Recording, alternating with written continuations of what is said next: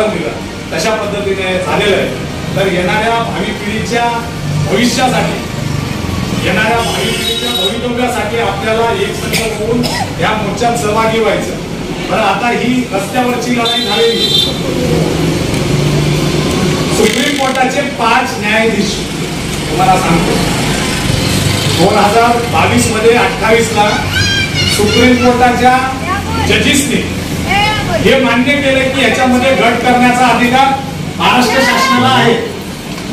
केंद्र शासनाने जरी हा विषय अखत्यारीतला असला तरी महाराष्ट्र शासन याच्यात अबगड कॅटेगरायझेशन करू शकतो. परंतु जाणीवपूर्वक या लोकांनी केलेला.